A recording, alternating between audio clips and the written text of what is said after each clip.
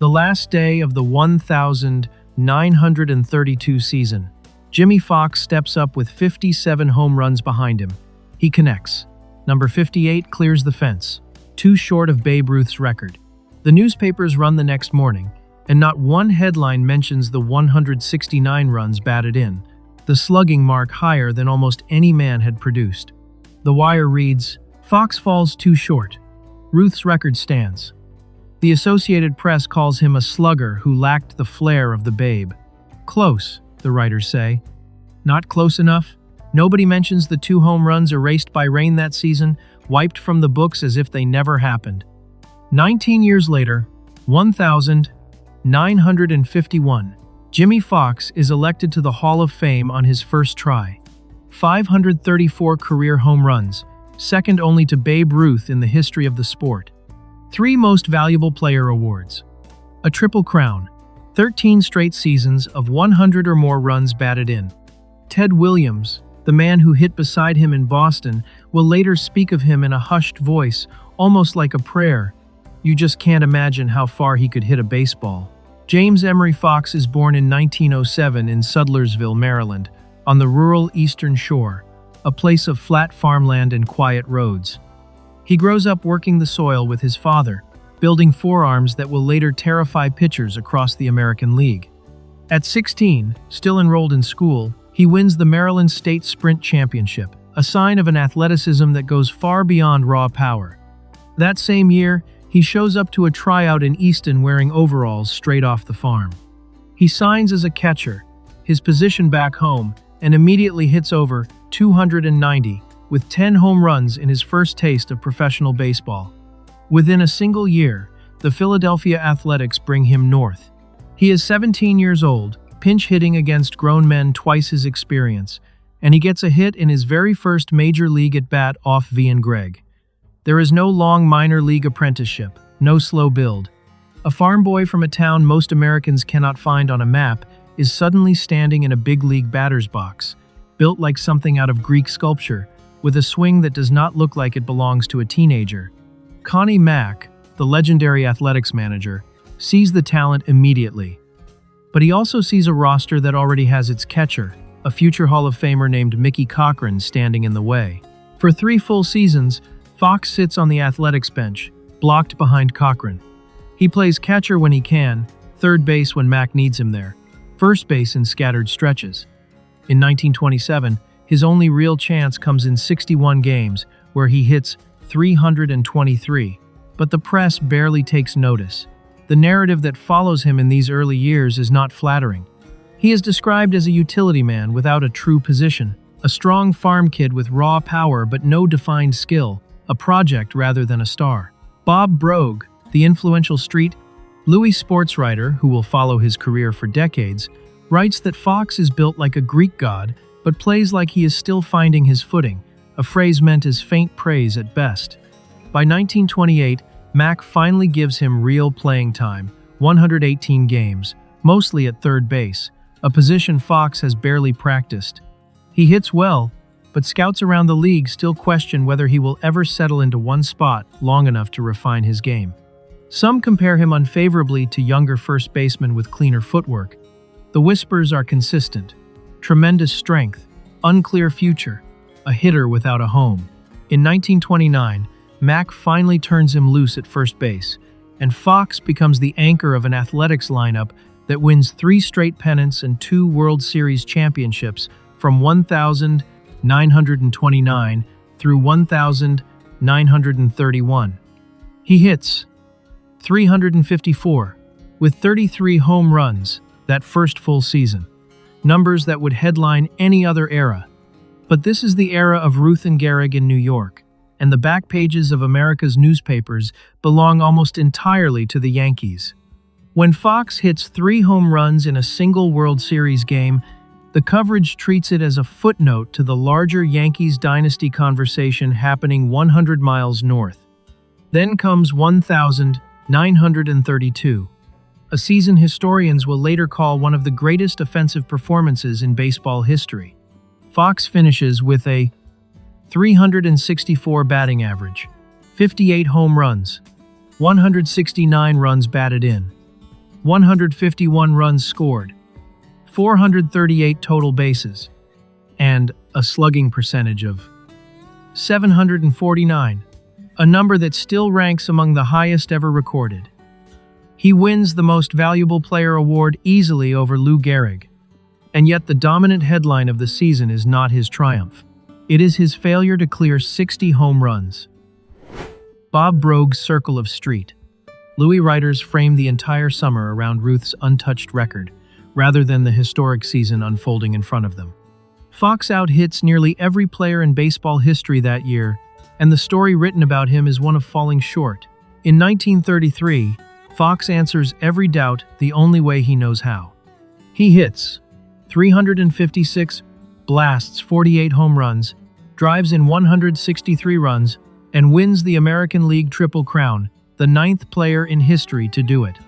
He leads the league in total bases and slugging percentage for the second straight year. He wins his second consecutive Most Valuable Player award, becoming one of the first players in the modern game to accomplish that feat back-to-back. This is not a man chasing a record anymore. This is a man who has lapped the field entirely. The numbers carry weight specifically because of who stands behind them. Lou Gehrig, the Yankees' first baseman who will later be remembered as one of the greatest hitters in baseball history, finishes the season well behind Foxx in nearly every meaningful category. Al Simmons, his own teammate and one of the most feared right-handed bats in the league, cannot keep pace either. Foxx is not simply having a great year inside a great era. He is separating himself from every other great hitter currently active in the sport, including men who will themselves end up enshrined in Cooperstown. Even now, the doubt does not disappear, it simply changes shape. Bob Brogue, writing for The Street, Louis papers that cover the Athletics whenever they pass through, concedes the Triple Crown but adds a qualifier the other players rarely receive. He suggests that Foxx is a product of a hitter-friendly era, that the ball itself is livelier than in previous decades, that the numbers, however impressive, come with an asterisk that Ruth's never needed. It is a softer kind of dismissal, one that allows the writer to acknowledge greatness while still placing a thumb on the other side of the scale. Other Street, Louis writers covering the Athletics echo the same idea in print, framing 1933 as a product of circumstance rather than a product of Foxx himself, the kind of doubt that survives precisely because it never says anything bold enough to be proven false. What the record shows is simpler than any qualifier. From 1,929 through 1,933, across a stretch where the Athletics are forced to compete directly with a Yankees dynasty for headlines and respect, Foxx posts an OPS over 1 in every single season, a level of sustained dominance that very few hitters in the history of the sport have matched across 5 consecutive years. The ball may be livelier than in past decades, but the same ball is available to every hitter standing in every batter's box across both leagues. Only one of them is producing numbers like this. No qualifier changes what opposing pitchers already know walking to the mound. They are not facing a product of circumstance. They are facing the most feared hitter in the American League, and they have been facing him for years. Managers around the league begin shifting their infields, walking him intentionally in tight games, pitching around him whenever the situation allows. All tactical decisions that have nothing to do with the era and everything to do with one man standing at the plate. By the time the 1933 season ends, the conversation around Jimmie Foxx is no longer about whether he belongs among the league's elite hitters. It is about how much further he can climb from here. Connie Mack, strapped for cash during the Depression, begins dismantling the dynasty he built. Al Simmons is sold off after the 1932 season. Lefty Grove follows after 1933. Mickey Cochran is dealt to Detroit not long after that. Foxx remains the lone star left standing in Philadelphia, carrying a roster that no longer resembles a championship team, and in 1934, a beating during a barnstorming tour in Winnipeg leaves him with sinus problems that will quietly erode his health for the rest of his career. By 1936, Mack sells him to the Boston Red Sox for $150,000, and the writers covering the move are not kind. The consensus opinion is that Foxx, now 28 and increasingly fragile, is being sold off precisely because his decline has already begun. Bob Brogue writes that without the supporting cast Mack assembled in Philadelphia, without Simmons batting behind him and Cochran driving him in, Foxx will never again post the numbers that defined his prime. It is a reasonable theory at the time, built on real injuries and a real roster collapse, the kind of doubt that sounds less like an insult and more like an obituary written a decade early. Foxx spends his first season in Boston proving that theory wrong almost immediately, leading the team in nearly every offensive category. Then in 1938, with sinus pain that sometimes blurs his vision and a body that has absorbed a decade of fastballs aimed at his ribs, Foxx hits 50 home runs and drives in 175 runs, a Red Sox franchise record that will stand for nearly 70 years. He wins his third most valuable player award, becoming the first player in history to surpass 50 home runs with two different franchises. The supporting cast theory does not survive the season. The vindication does not arrive in one moment. It arrives in a sequence, each one louder than the last. In 1929, Foxx hits 350 in the World Series as the Athletics dethrone the Yankees for the championship. He is 21 years old.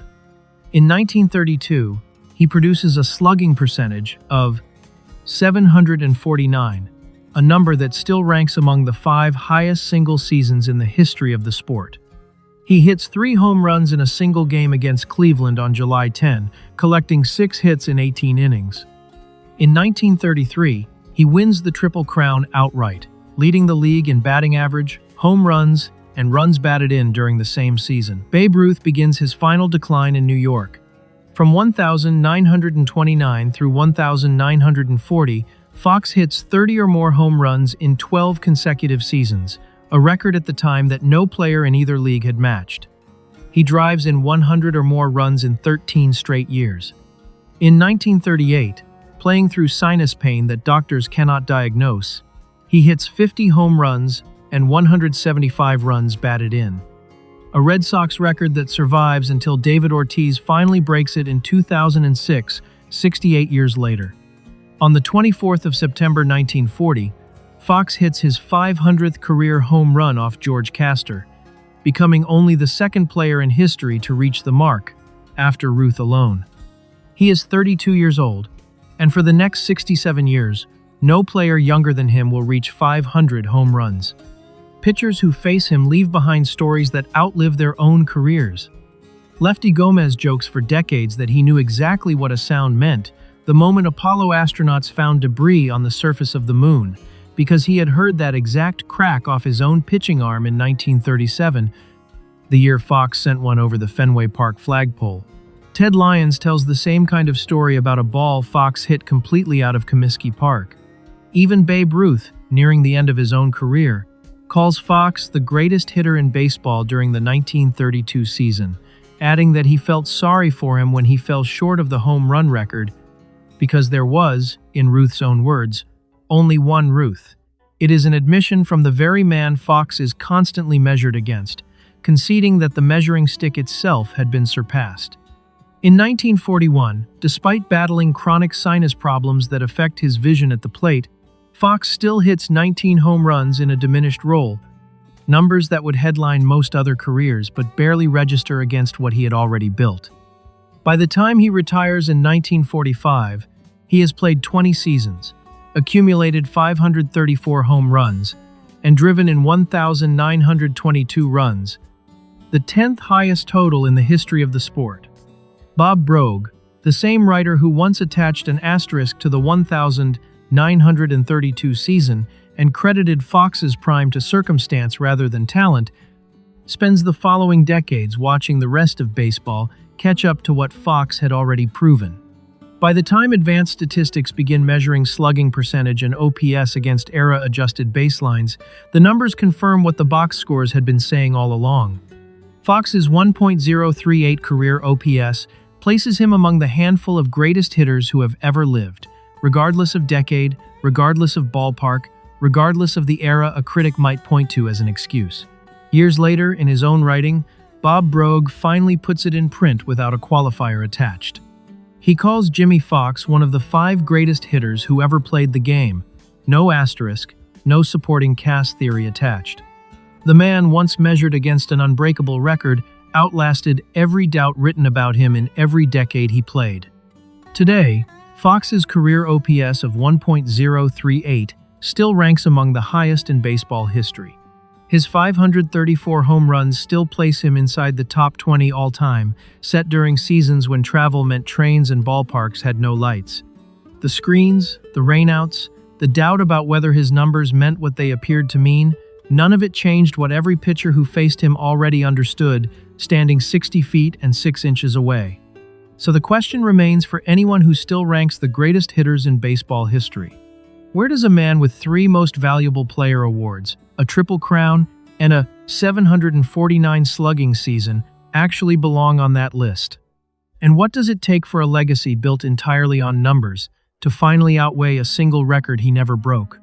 If you have an answer, leave it in the comments. Subscribe for the next one.